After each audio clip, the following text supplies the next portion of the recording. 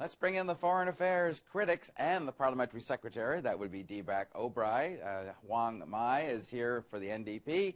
Bob Rae, foreign affairs critic for the Liberal Party of Canada. Bob, I want to go to you first. I think everyone agrees that you don't want to lose this international civil aviation organization to Qatar. Let's assume we all agree on that. Who's to blame for getting to this stage, though? Well, I think I've got to look at the Qatari bid as it's kind of a symbolic thing. I think that part of what Mr. Baird is doing, certainly in terms of his rhetoric about saying we're going to fight tooth and nail and all that stuff, is a bit kind of overblown. It would take a whole lot for us to lose this site, because the UN is not in the business of moving its headquarters for all of its agencies around the world, just because somebody comes in and says we've got a strong bid. So I don't think we should be complacent about anything. I do think we have to understand that this is a bit of a kind of a sham statement or sham battle about our foreign policy, about a sense in some parts of the world that we're being mean-spirited and partisan in our approaches to things, sometimes amateurish, sometimes not as effective as perhaps people have been used to seeing in the Canadian approach to foreign policy. And I think we're paying a bit of a price for that. But I don't actually believe that there's any cause for panic here. I think there's cause for concerted action, and the government's doing that, and I just think let's not overdo it. Let's just put it in perspective and make sure that we're all serious about what needs to be done. Okay, before I get to Deepak, I want to get your thoughts on this one. Well, first of all, it's sad that we're there. It's sad that we have to fight to keep an organization in Montreal. I mean, I'm from the Montreal region, and it brings in $119 million in terms of local economy. It's prestigious. Canadians are proud. Montrealers are very proud.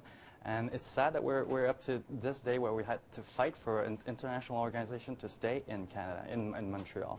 And that the reason to blame is really the unbalanced approach of the government. I mean, the Conservatives have come up with, positions that are not what Canadians want. Canadians want to have Canada in a leadership role. We want to take a good place, have influence in terms of what's happened in foreign affairs. Yeah, Deepak, do you not feel a little guilt at all about this? No. I mean, well, you're causing a crisis, allegedly, and it might be your cause. Let me be very clear, both to Bob and to the NDP critic here. This is not a Canadian foreign policy. This was your old foreign policy, liberal old foreign policy, and a Canadian old foreign policy. We are running on a principal approach foreign policy, of which we are taking absolute pride in it, and we are sorry to nobody. If they don't like it, too bad. The fact of the matter is, ICAO headquarters have been there for such a long time. It's a great partnership that has worked very well. Just because few countries do not like, and Qatar comes out there to say, I want to host, does not change the fact, right, that the partnership with the United Nations has been very great, has been doing very well. And we are very proud of our principal approach. And to tell to Mr.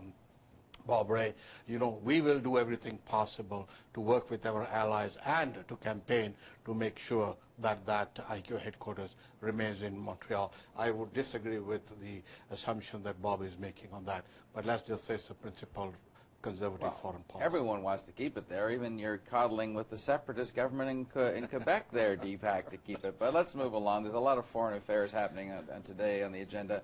There is comments and suggestions Stephen Harper is not going to go to the Commonwealth Partners meeting in Sri Lanka in November. Not a terrible shock. He's been sending that signal for some time. Hoang, what does this say? Is this a legitimate response? There's a lot of human rights violations there.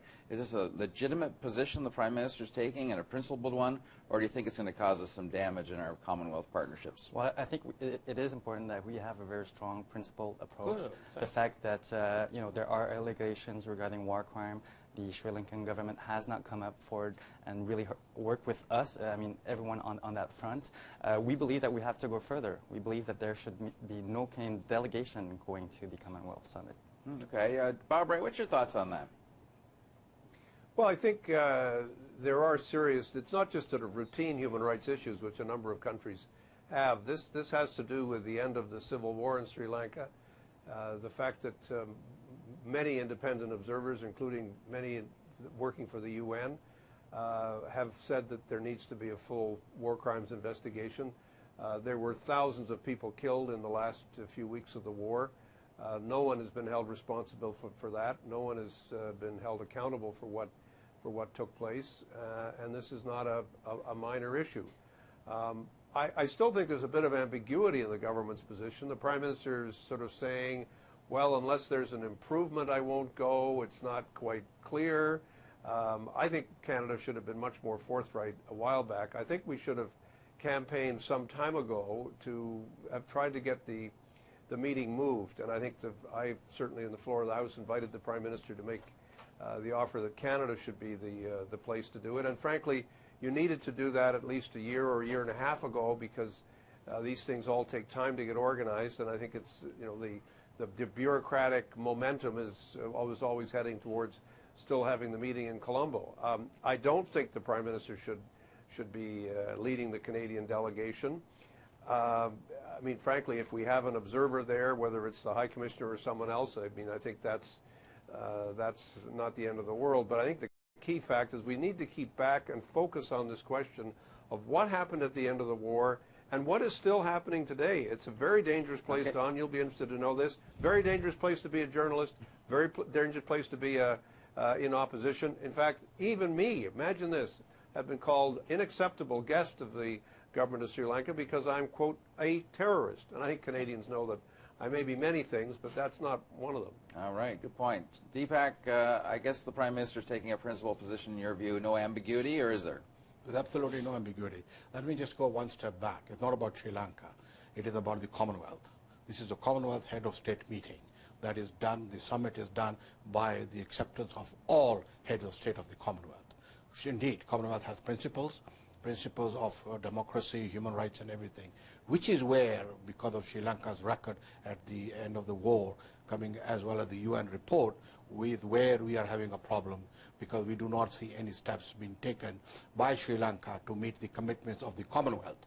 Commonwealth is almost 56 other countries, and they all make decisions. We have talked, it's very important for us to make our position clear that because the Commonwealth principles have not been met by the Sri Lankan government in reference after the war, the human rights, the UN report, we want to see concrete steps moving towards Sri Lanka meeting its Commonwealth obligation. And it's not, and henceforth we have said at this given time, we haven't made a decision yet, but we are watching, and right now as things move, it would be a little difficult for us. Okay. To various levels of agreement on both those hot topics. We appreciate you all coming in on a Friday afternoon. Thanks very much. Thank you very much.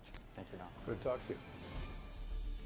Well, the most delicate of legal maneuvers was happening today as the Supreme Court struggled to define whether a child is a child before birth. It attempted to clarify those rules today. After the break, our legal specialist tells us what happened. Please stay with us.